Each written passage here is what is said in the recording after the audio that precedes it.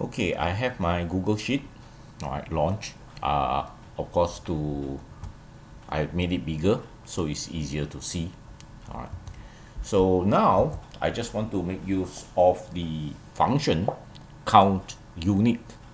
All right, and to show you what will happen. Okay, so I'm just gonna go into here, create an equal, and count unique, followed by the range, and y1. Well, I may have two record here with my name, but they are the same. They are not unique.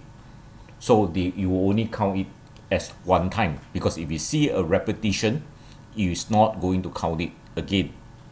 Okay, so it's a unique form of count. Then what will happen if I do it to this? Here I have again my name, all right, but uppercase and lowercase, different case.